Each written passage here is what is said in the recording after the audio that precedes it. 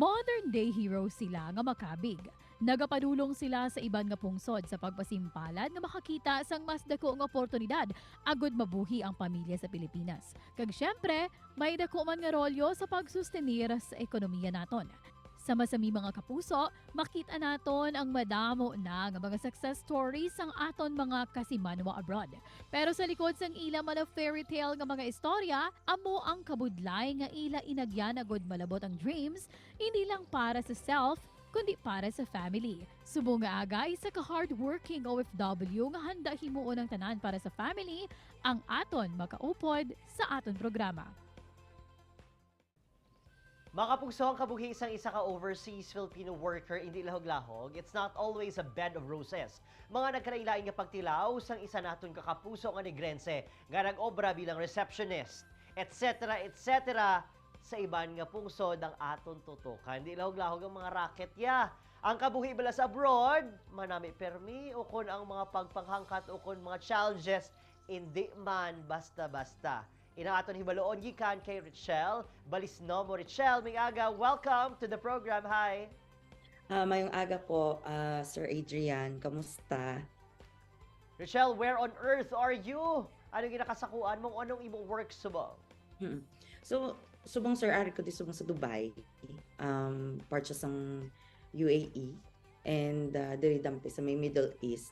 So, ang akong work subong is bilang receptionist sa isa ka company na na-specialize sa engineering services. We were made to understand, Richelle, nga your greatest dream gali, sa kari ka pa di sa aton sa Negros Occidental, was to work abroad. Anong plano mo, Gidya? Well, first thing foremost, no, bilang ano ka pa, young ka pa, kag striving on that time. During that time, ang bilang gusto ko mag-work abroad, kay para man maka-afford ko bala mag-travel into places and to stay here in Dubai. Do kadamo bala opportunity.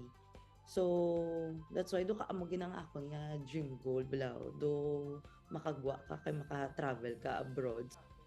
Mao perte, kayod, karabaw, kagalida sa abroad, no? Amo ginakong gasugod ka, mga birthing pains, ah. What was the greatest struggle naman nga imo na agyan nga nag-abot sa point nga nagambal ka ba sa self mo? Tani, wala na lang ko din nagpaduso-duso. Kadto ah. Well, ang bilang customer service yan, given na naya sa aton kung paano ta mag-greet sa customer, kung paano ta mag-take orders, kumbaga kabalo na ta na mag-flexible na ta na mag-smile sa mga customers. Ang pinaka ano siguro nga nag-time to na nga mag-give up na gid ko. Sang wala kami day off. Kay tungod nga naintindihan man naman na aksidente ang amon nga isa ka upod. Pero ang scheduling balad. So kami ang gasuffer sa store na to. So nag 12 to 12 kami, 12 hours shift. Tapos no day off. Tapos nang it takes like for 1 month nga amo sina nga wala kami day off to 2 months na. Tapos nang ginapilit ko na lang mag-smile sa mga customer, nagapanago na lang kami bila sa kitchen. Tapos dudara na lang kami nagahibi sa mga crew sa likod. Do kailangan namon bala maging strong. So amo to dayon nang nagsettle ko sa akon nga employer in a good way. Na let go man nila ang contract do mo sina. For sure, madamo gid sa aton mga kapuso or watching around the region this morning ang makarelate gid sa imo mga inagyan. Hindi lahog-lahog. How did you face all these challenges nga nagabot sa life mo? Kag sa di ka nagakuha sa kabakod sa matag adlaw? Sang nagmasakit ang ako nga lolo nang gapabalik-balik siya sa hospital. May nagpili man ko bala nga if ever man puli ko wala hindi na gid ko hindi na ako di kabalik kay pandemic na mo wala na bala sang kumbaga wala na chance for opportunity dire. Good thing nga may group chat man. So ang imo nga mga family relatives naga-extend bala sang ilang support and love. Biskan to nga online lang pero ma-feel mo gid bala sila. Kanami kay ang friends mo man after sa to sang mga situation to ga-update gid sila sa imo. May may support ka nga na mabatyagan.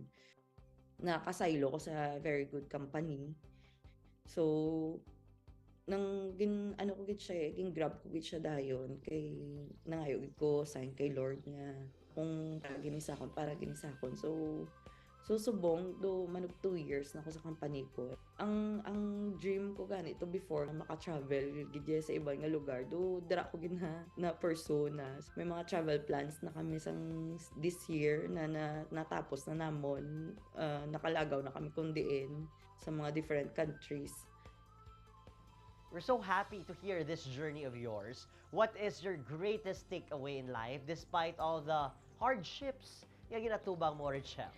Well, ang greatest takeaway ko kaya in life is that ng every rejection is a redirection. So, those experiences have made me stronger and who I am today. Kung ano man ang ma-experience ko today and for the future, baga makaya ko na. Kaya nakaya ko na to before. So hopefully, ma-inspire ko man ang iban sa akong na story. Ang iban da nga gas-travel pagyapon, ga-survive pagyapon, or may gina-experience pagyapon na same situation as I am. So, hindi lang ka mag-give up kay it's temporary. So, kung ano man ginabatsyag mo subong, better days are coming. Ms. Richelle, we are proud of you. Padayon lang sa imong dedikasyon ang gud mahatagan sang mas manaming ang maayo nga futurong imo kabuhi, ang imo kaugaligon, kagang imo mga kapuso diri sa Negros Occidental. God bless you. Happy New Year! Thank you, Sir Adrian. More power sa inyo program.